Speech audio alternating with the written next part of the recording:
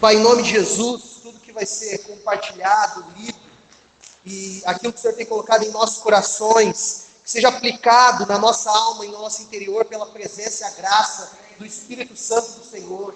Nós cremos que o Senhor já estava aqui muito antes de nós, e o Senhor continua a ministrar poderosamente sobre as nossas vidas, Pai. Nós dependemos do Senhor, da Tua graça, do Teu poder, da Tua unção, da Tua misericórdia. E, Pai, nós clamamos que da mesma forma que o Senhor já agiu aqui no louvor, na adoração, o Senhor continue agindo durante a palavra e venha trazer esperança para nós, em nome de Jesus. Amém e amém. Amados irmãos, Lucas 24, do 13 até o 35. E logo do início você já sai do tema, então não adianta a gente ficar enrolando muito em temas, né? Jesus, a esperança para quando nós estamos perdidos. E basicamente Lucas 24, do 13 ao 35, nós temos dois discípulos no caminho de Emaús perdidos, longe do Senhor. E normalmente nós lemos a Bíblia de uma maneira muito fria e muito estanque. E pastor tem um problema um pouquinho maior. Nós lemos a Bíblia para tirar sermão. Raras as vezes que nós lemos a Bíblia e nos identificamos com ela. E eu quero te convidar para se olhar dentro do texto. Esses dois discípulos no caminho de Emaús somos eu e você. Somos nós. Nós que caminhamos para distante de Jerusalém. Nós que caminhamos para longe dos planos de Deus. E Jesus precisa nos encontrar no caminho. E quando Jesus nos encontra no caminho, é um encontro entre o perdido e a esperança. Na onde a perdição dá lugar para a esperança. Na onde Jesus nos tira das trevas e nos leva para a luz. Eu e você estamos ali, exatamente nessa situação. E é exatamente nesse lugar que Jesus deseja nos encontrar. O versículo 13, ele começa nos lembrando o seguinte. Arrancaram Lucas 13 da minha Bíblia. Lucas 24, 13.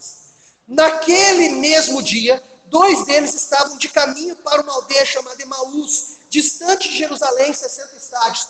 Os dois discípulos, eles estavam caminhando 9 quilômetros para longe do plano de Deus. Jesus nunca mandou para os discípulos saírem de Jerusalém. Mandou eles esperarem. Eles ficarem exatamente lá. E é interessante como eu e você, nas nossas vidas, insistimos em caminhar para longe de Deus. No domingo nós estamos na igreja, na segunda parece que nós estamos longe de Jesus. E nós precisamos constantemente ser trazidos de volta para perto do Senhor. É interessante que o maior evento cósmico, o maior ato da história tinha acabado de acontecer. Jesus tinha morrido e já tinha ressuscitado. A ideia do texto é, naquele mesmo dia, naquele mesmo momento, os dois discípulos estão saindo. Perceba, eu e você podemos perder a maior esperança das nossas vidas, porque nós saímos do local aonde Deus queria que nós estivéssemos. O versículo 14, eles continuam dizendo assim, e iam conversando a respeito de todas as coisas sucedidas. É interessante que eles estavam conversando sobre Jesus, conversando sobre tudo aquilo que tinha acontecido, conversado sobre a morte. Eles já sabiam que alguns discípulos tinham visto Jesus ressuscitado, já sabiam disso, e eles estão caminhando para longe de Jesus. O que eles estão fazendo? Eles estão perdendo Jesus de vista. Eles estão perdendo a esperança de vida. Quando nós perdemos a esperança de vida, nós saímos da vontade de Deus. E eu sei que você está aqui hoje, porque o desejo ardente do seu coração é fazer a vontade de Deus. E se você ainda não entendeu, a vontade de Deus é que você permaneça perto dele. É que você permaneça na onde ele te colocou. É que você permaneça mesmo em meio às dificuldades, mesmo em meio à perseguição, mesmo em meio às lutas, mesmo em meio às dúvidas, na onde ele mandou que você estivesse. Seja no seu trabalho, na sua casa, nos seus vizinhos, no seu condomínio, na onde você mora, na onde você vive. Se Deus te colocou ali, Ele tem plano e projeto para a sua vida exatamente ali. Nós não sabemos o que acontece depois com esses discípulos. O que nós sabemos é que Jesus queria que eles permanecessem nos caminhos dele e no plano dele. E é isso que Ele quer para mim e para você. Então, a maior esperança para a nossa vida é não perdermos Jesus de vista. Mas o texto continua. O versículo 15, eles continuam falando. Aconteceu que enquanto conversavam e discutiam, o próprio Jesus se aproximou e ia com eles. É muito interessante que em várias situações da nossa vida, nós pensamos que Jesus não está conosco. Nós pensamos que Ele nos abandonou. Nós pensamos que Ele nos deixou de lado. E nós nem percebemos que Ele se aproximou de nós, que Ele caminha conosco, que Ele está ao nosso lado, que a mesma poeira sobre os nossos pés estão sobre os pés de Jesus, que a mesma caminhada, para a mesma direção, Jesus está caminhando conosco. E nós fazemos isso, nós perdemos Jesus de vista, porque nós nos envolvemos muito mais com os nossos projetos do que com os projetos de Jesus. E Jesus se aproxima de nós, nos agracia com a presença dEle, com o poder dEle, com o falar dEle, e às vezes nós nem notamos isso. Em alguns momentos a Escritura fala que alguns crentes receberam anjos do Senhor e nem perceberam isso. Às vezes, alguma pessoa enviada por Deus se aproxima de você e você nem percebe, ou até mesmo o próprio Deus se aproxima de você e você nem percebe. E daí, nesse momento, nós ficamos muito presbiterianos e pensamos assim: o Senhor ainda se aproxima de nós? Com certeza. Claro que sim. O testemunho no Oriente Médio é que o homem vestido de branco tem aparecido para várias pessoas lá e falando para eles irem em tal casa, em tal endereço, e que lá tal pessoa iria orar por eles. Vocês já viram isso em algum lugar? Será que foi em Atos 9? Será que o que aconteceu em Atos 9 continua acontecendo? Será que o que aconteceu em Lucas 24, com aqueles 2 discípulos, continua acontecendo ainda hoje conosco? Eu acredito que sim. Jesus se aproxima de nós e nós nem percebemos. Isso é bênção. A bênção do Senhor está sobre nós e nós nem percebemos e nem reconhecemos isso. A graça dele repousa sobre nós e nós nem lembramos de agradecer por isso. Mas o nosso texto continua e tem mais coisa de Jesus para nós. O versículo 16 vai dizer assim: os seus olhos, porém, estavam como que impedidos de o reconhecer. Várias e várias vezes, as nossas questões pessoais nos impedem de ver a esperança verdadeira. Nós estamos muito envolvidos com os nossos projetos, a nossa família, o nosso trabalho, os nossos estudos, as nossas dificuldades, as nossas lutas. E isso várias e várias vezes nos impede de enxergar o Jesus verdadeiro e ressurreto que está ao nosso lado. Ele já está. Nós temos uma tendência a falar muito da onipresença de Deus, mas temos muita dificuldade em praticar a onipresença de Deus. Um antigo monge, escritor, padre, teólogo, sei lá o que eu falo aqui, ele dizia que nós devemos exercitar a prática da presença de Deus. Ele constantemente está conosco. O título de Jesus é Emanuel, Deus conosco. Só que nós pensamos que é só um título, ou nós pensamos que é um conceito teórico, teológico. Porém, a realidade é que a esperança está sempre conosco. E nós precisamos desfrutar dessa esperança, caminhar com essa esperança, perceber essa esperança, vivenciar essa esperança. Os nossos problemas, as nossas dificuldades nos impedem de ver Jesus. É interessante que o versículo 17 ele vai dizer assim: então lhes perguntou Jesus: que é isso que vos preocupa? E de que ides tratando à medida que caminhais? E eles pararam entristecidos. Nós precisamos aplicar esse versículo às nossas vidas mais vezes. O que eles estavam experimentando era uma tristeza, porque os planos, na visão e na ótica deles, tinha sido destruído, frustrado. Mas olha o que acontece em meio à tristeza humana. Jesus fala. Jesus fala. Em meio à nossa tristeza, Jesus continua falando. Eu sou extremamente apaixonado pelos Salmos. E o Salmo 19 é um dos salmos que eu gosto muito. E lá do versículo 1 ao versículo 4, ele diz mais ou menos assim: Me ajuda aí, César, a relembrar o começo. Deixa eu abrir, é mais fácil. Os céus proclamam a glória de Deus, o firmamento anuncia a obra das suas mãos. Um dia discursa outro dia, uma noite discursa outra noite. Não há sons, não há palavras, mas por toda a terra se faz ouvir a sua voz. Normalmente nós aplicamos esse texto e entendemos o Salmo 19 como a natureza louvando a Deus. Só que Paulo interpreta esse texto como essa voz que ecoa por toda a terra é a voz de Deus falando.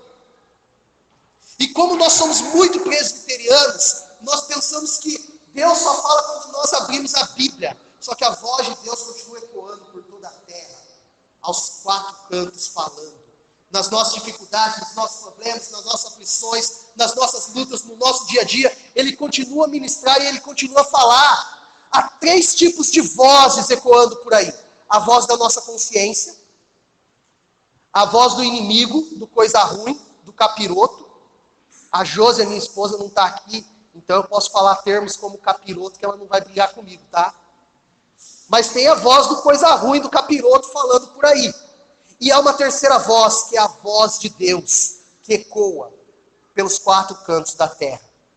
É essa voz que nós precisamos ouvir na nossa dificuldade. É essa voz, quando a tristeza bate, que nós devemos prestar atenção. Porque ela continua dizendo para nós assim, vocês são meus filhos. Essa voz continua dizendo para nós assim, a história ainda não acabou. Essa voz continua dizendo assim, eu sou contigo por onde quer que andares. Essa voz continua dizendo assim, agindo eu, o Senhor, quem impedirá? Essa voz continua dizendo assim, quando passares por muitas águas, não te afogarás. Quando passares pelo fogo, eu serei contigo. Essa voz continua a falar e nós precisamos ouvir essa voz atentamente. Nós precisamos retirar alguns ruídos da nossa vida. Um dos ruídos é religiosidade. O outro ruído é a pressa. O outro ruído é multidão. O outro ruído são as outras vozes que tentam apagar a voz de Deus. Nós precisamos ouvi-lo. Mas o texto continua. E do versículo 18 ao versículo 21, que é uma porção um pouco mais longa, eu vou pular, você pode ler depois. Mas o ponto central é, às vezes estamos perto de Jesus, sem entender e compreender os seus planos. Os discípulos caminhavam cerca de 3 anos com Jesus. 3 anos experimentando da graça, do poder, ouvindo a mensagem dele. Só que esses 2 discípulos, quando eles vão embora, quando eles se perdem no caminho, quando eles se perdem da vontade de Deus, demonstra que eles não entenderam e não compreenderam os planos de Deus. E isso se torna um problema sério para nós, porque nós ouvimos a palavra de Deus domingo após domingo, quinta-feira após quinta-feira, dia após dia, e parece que ainda continuamos alienados quanto ao plano de Deus, quanto à realidade do Evangelho, quanto à realidade de Jesus, e nós precisamos voltar a entender qual é o plano de Jesus. Lá em Isaías diz que os nossos planos são menores do que os planos de Deus. Os sonhos de Deus são maiores que os nossos sonhos. E por aí vai. Nós precisamos voltar a entender que os nossos planos e o nosso projeto de vida sempre será subordinado ao Deus que tem um plano maior que o nosso. E que todas as coisas cooperam para o bem daqueles que amam a Deus. Nós interpretamos esse texto sempre no viés positivo, mas ele tem um viés negativo. As nossas dificuldades cooperam para o bem daqueles que amam a Deus. Os nossos problemas cooperam para o bem daqueles que amam a Deus. A pergunta que deve estar no nosso coração é a seguinte: verdadeiramente eu amo o Senhor? Ou o Senhor é só um amuleto na minha vida? Eu quero acreditar que se nós estamos aqui numa quinta-feira, 8h42 da noite, nós amamos o Senhor com todo o nosso coração e com toda a nossa vida. E nós queremos entender o plano dele, no macro, para toda a igreja visível que somos nós e também a igreja invisível, os salvos em todos os tempos e todas as eras, mas também o plano no micro, para a nossa vida individual, porque Deus tem algo para a sua vida, e algo bom para a sua vida, mesmo diante das lutas e dificuldades. O texto continua, E do versículo 25 ao 27, o mesmo princípio, eu não vou ler, mas você pode ler em casa. Jesus nos orienta pela palavra. Jesus começa a compartilhar a palavra com os discípulos. E vai mostrando, desde os salmos, os profetas, ele discorreu o que estava a respeito dele por toda a Escritura. Eu queria ter ouvido essa pregação. Olha que privilégio. Se você faz caminhada, você vai perceber que em torno de 9 a 11 quilômetros, que era a distância de Jerusalém a Emaús, dá um bom tempinho. Cerca de 2 horas e meia de caminhada, andando. Você já imaginou ouvir um sermão de Jesus por 2 horas e meia? Uau! Sabe uma das coisas mais extraordinárias de ser pastor? Porque quando nós pregamos, é um dos pontos de mais identificação que nós podemos ter com Jesus.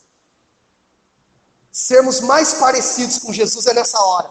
Porque Jesus pregava e nós pregamos, e quando nós pregamos, nós somos iguais ao nosso mestre. Só que isso não é privilégio só de pastor, isso é privilégio meu e seu, porque o desafio de pregar o evangelho é meu e seu. Então quando você prega o evangelho para alguém, você está se tornando mais parecido com Jesus. E se Jesus gastou tempo para pregar o evangelho, nós devemos gastar o nosso tempo para pregar o evangelho e revelar Jesus para as pessoas. E é interessante perceber um ponto. Jesus pregou para 2 pessoas, mais de 2 horas. Alguns pastores por aí não pregariam nunca para 2 pessoas, mais de 2 horas. 2 horas e meia. E sem cobrar nada. É interessante perceber esse Jesus. Esse Jesus continua falando conosco. César pediu para eu não falar conceitos teológicos, mas eles ficam pipocando na minha cabeça. Então, perdão, viu, César? Mas quando o pastor prega, o conceito que está lá no Catecismo de Heidelberg, fala que a pregação é vox Dei, é a voz de Deus, é o próprio Deus falando conosco. Quando você prega para alguém, você é boca de Deus, sem querer ser pentecostal, tá? Mas você é boca de Deus, pregando para as pessoas, anunciando Jesus para as pessoas. Pensando nisso, o nosso texto continua. Do versículo 28 ao versículo 29, eles chegaram já em Emaús. E Jesus insiste em passar adiante. E os discípulos falam assim para eles: fica aqui. A presença de Jesus é desejável. Não existe nada de errado com Jesus. Não existe nada de errado com a igreja. Existe algo de errado no nosso coração. Quando nós deixamos de desejar Jesus, de desejar a presença dEle, não tem nada de errado com Jesus, não tem nada de errado com a palavra, não tem nada de errado com a pregação. O que está errado é o nosso coração, porque Jesus sempre é desejável. A presença dEle é agradável. O falar dEle é doce. E mesmo quando Ele é duro, Ele é amoroso. E mesmo quando Ele fica em silêncio, a melhor coisa que nós temos é estar em silêncio com Ele. Madre Teresa de Calcutá, perguntaram para ela assim: como que é a sua rotina de oração? Ela disse assim: eu vou lá e estou com Deus. E Deus? Deus está lá também. Mas o que você fala para Ele? Nada. O que Ele fala para você? Nada. Mas então, eu fico lá desfrutando da presença agradável do Senhor. Estar na igreja se tornou um desfrutar agradável de Deus, ou só um momento de lamentação, murmuração, reclamação? Ou nós só reclamamos do calor, do barulho, do tempo da pregação, do tempo do louvor? Ou nós estamos aqui porque nós sentimos prazer na presença do Senhor? Acho que nós precisamos sondar o nosso coração. Aqueles 2 discípulos não tinham enxergado ainda Jesus, mas estavam desfrutando da presença do Senhor. Continuando, do versículo 30 ao versículo 31, eles estão na mesa. E é interessante que coisas extraordinárias acontecem na mesa. Nós partilhamos da mesa, a ceia do Senhor. E a ceia é um grupo de mendigos, maltrapilhos, que encontrou uma mesa farta. E foi chamar outros para participar dessa mesa. Porque todos que participam da mesa são pecadores, com a exceção do próprio Deus que está presente ali. Na mesa, Jesus revela quem Ele é. E é interessante porque é o próprio Deus que tira aquilo que estava impedindo os discípulos de enxergarem. Se você olhar para o original, a ideia é que Jesus milagrosamente vai lá e tira aquilo que impede as pessoas de verem Ele. Isso é teológico, presbiteriano, calvinista, reformado, agostiniano, o que você quiser falar. É Deus nos fazendo enxergar o próprio Deus. É uma ação dele para que nós o percebamos. E esse texto, do início ao fim, é Jesus vindo ao nosso encontro quando nós estávamos perdidos e trazendo esperança ao nosso coração. E só Ele pode fazer isso por nós. Porque senão nós continuamos cegos pelo mundo, pelo diabo, pela religiosidade e por aí vai. E nós precisamos dessa ação que só Ele pode fazer sobre as nossas vidas. Em outras palavras, é Ele que tira a barreira do nosso entendimento. Não somos nós, é Ele. Por isso que você vai ver muito ateu por aí que lê a Bíblia e não se converte. Deus não se revelou para eles. Para outros, você tem vários testemunhos de que eles leram a Bíblia e Deus se revelou para eles. Mas a gente precisa continuar, que eu preciso terminar, e eu prometi para mim que eu ia terminar dentro de 25 minutos. Mas o versículo 32, e agora eu vou ler, e disseram um ao outro, porventura não nos ardia o coração, quando ele pelo caminho nos falava, quando nos expunha as escrituras? A pergunta é bem simples. Quando você está aqui, a palavra do Senhor continua pulsando o teu coração, ardendo o seu coração, queimando no seu coração? Ou você fica olhando para o relógio, o tempo de ir embora, o momento de ir embora, ou você desfruta daquilo que Jesus vai falando ao seu coração? Aqueles dois perceberam Jesus, as vendas caíram, as escamas caíram, eles viram Jesus, e daí eles, agora sim, entendi o porquê o nosso coração estava ardendo. Era o próprio Jesus falando conosco. Quando nós lemos a palavra, Deus fala conosco. Quando nós ouvimos uma mensagem, Deus fala conosco. E isso é especial demais para nós. Versículo 33. E na mesma hora, levantando-se, voltaram para Jerusalém, onde acharam reunidos os 11 e os outros. Jesus, a esperança, muda os nossos planos. O meu projeto de vida era ser o melhor baixista do mundo. Eu tinha 15 anos de idade. Quando eu tinha 12, meu projeto de vida era ser jogador de futebol. Eu tinha passado no Guarani, estava treinando no Guarani. Quando eu cheguei aos 17, o meu projeto de vida era ser técnico em química. Porque o meu pai queria fazer química e eu também acabei me apropriando do sonho dele. Quando eu tinha 19 para 20 anos, eu estava fazendo técnico em química. Na verdade, 20 para 21, fazendo técnico em química. Aos 23 anos, eu estava no seminário. Deus é especialista em mudar os nossos planos. Então não fique frustrado se aquilo que você está planejando está dando errado. Deus olha para a floresta como um todo. E infelizmente nós olhamos só para uma árvore. Quando nós pudermos olhar a nossa vida daqui a alguns anos lá para frente, nós vamos entender o plano maior de Deus para nós. Os discípulos estavam indo para longe. Jesus os trouxe de volta para o caminho exato, frustrando os planos dele. Isso chateia um pouquinho, mas nos coloca novamente no centro da vontade de Deus. E isso é muito maior e melhor para as nossas vidas. Para encerrar, o versículo 34 e 35 nos lembra qual é a nossa missão. Se Jesus renovou a nossa esperança quando Ele mudou os nossos planos, a esperança passa a ser não mais individual, minha, passa a ser coletiva, nossa. Se ela é nossa, ela deve ser transmitida e levada a outros. Aqueles 2 discípulos contam para outros o que aconteceu naquele caminho. De tal forma que essa mensagem chegou a Lucas. E que registrou e chegou até nós aqui. Então eles foram assertivos na missão de falar aquilo que aconteceu com eles. A melhor forma de pregar e de dizer sobre Jesus é nós contarmos aquilo que ele fez na nossa vida. Nós estávamos perdidos e fomos encontrados. Isso nos trouxe esperança. Foi isso que aqueles 2 discípulos fizeram.